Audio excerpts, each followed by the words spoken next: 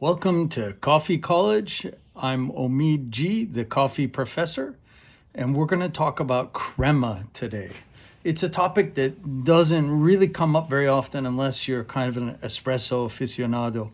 So this is for you espresso drinkers because you really don't get crema from other applications, not in any meaningful way.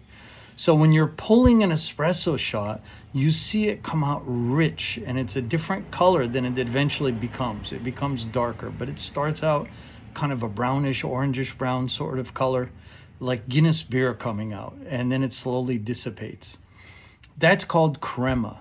And why should we care about crema in espresso? The reason crema matters, and this is really important, the reason crema matters is that crema carries the flavor of the beans. And so, have you noticed that when you make drip coffee, the entire room smells like coffee, but when you make espresso, it doesn't smell like coffee? The reason is that smell still exists, but it's getting trapped inside the crema. The crema is comprised of oil bubbles. And those oil bubbles, the idea is to retain them so that they open on your tongue. And then obviously you can taste them because taste is 70% smell too. So it becomes a very rich experience. So if you think of, when you smell coffee in the air, that's coffee flavor going to waste from my perspective. And it's one of the reasons that pretty much I only drink espresso. So the crema, if you like, is like a passenger train, however, or an airplane. It's a carrier, okay? But something has to go in it. So if you fill, a passenger train full of people, I don't know, who haven't paid their fare or whatever, then it's not a very good passenger train. And so you need to make sure that aroma is delicious. So the first thing we have to note is not all beans make crema. This is super important because, I go into coffee shops and I'll ask them what kind of beans they're using for their espresso. And they'll sometimes tell me something that I know doesn't produce good crema and I know is not good for espresso. Then I can't sleep at night because the question that racks my brain is, do they not know any better or did they make an economic decision? And sometimes it's the latter because some of the cheapest beans are the ones that don't produce much crema. So if I see, there's a few countries that tip me off right away: Honduras, Nicaragua, El Salvador. Those are the ones that jump out at me right away. If I see any kind of blend or a whole bean offering, single origin that's from those regions, it's almost guaranteed there was an economic decision going on. Now keep in mind, there are micro lots that can come out of those countries of some fantastic stuff, and I've had some, but it's hardly representative of what comes out of those countries.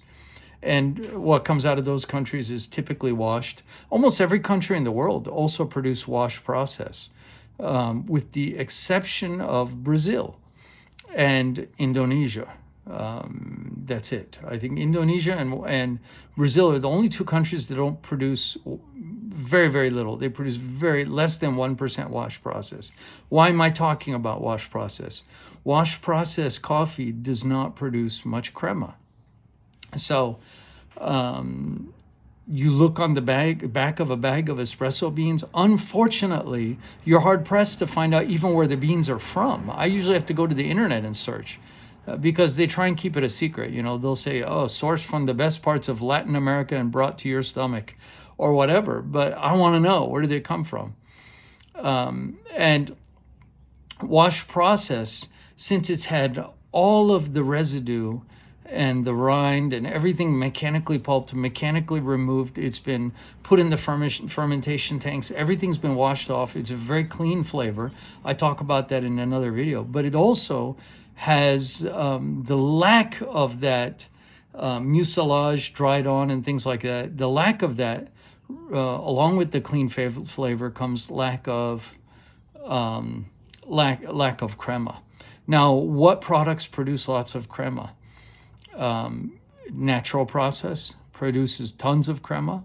That's, again, I have a video on that. That's where they dry the coffee beans in the sun, the cherries. Wet hulled or giling basa process from Indonesia produces a lot of crema. And then honey process, which is where they take off the rind. I have a video on that, but leave some mucilage intact, and there's different levels of honey process. That aids in crema. It won't be quite as much as natural process, so it's something in between wash process and natural process. And then monsoon Malabar, which is a process. I have a video on that, which comes out of India. That produces a lot of crema. So you want, your espresso to have some component of these in there. Now, I want to make a separate video on what makes a good espresso blend. But what you do want to look for is things that impart flavor. And those flavor components, so some of the countries that produce great flavor to me are pretty much Kenya, Ethiopia, and then those are the ones with the incredible flavors that come through. Then you have moderate stone fruit flavors and things like that coming from countries maybe like Guatemala, Colombia, things like that. Those are good to have in there. But you want to, and I forgot, Robusta beans produce more crema than any of those. Robusta and Monsoon Malabar produce the most of all. So that's your list of the beans that produce crema. You want to look for some percentage, or at least some presence of one or more of these beans to be able to support that crema production. Now, it turns out for years, when people use Robusta, it was for crema development. The latest research is really interesting. The latest research shows that Robusta, or Canephora, which is the correct term, does produce crema. It does assist with crema, but the real thing that it brings is crema retention.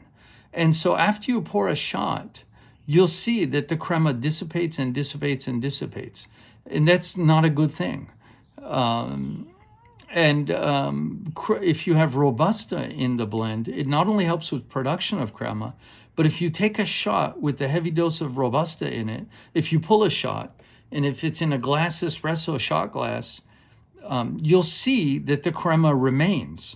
Whereas if it lacks Robusta, the crema will slowly dissipate, and then it's a race against the clock. How quickly can I drink this? When you're pouring the shot of espresso, I tend to do it directly into my mug because I like to minimize transference. I want to minimize the number of bubbles that are getting popped. So you pour it into the espresso shot, then you pour it into your mug, then you pour milk on top. All of these things are causing, loss of crema. And so I do it directly into a heated mug. Then I'm very careful about how I pour the milk. I just don't pour it on top. I slide it down the side.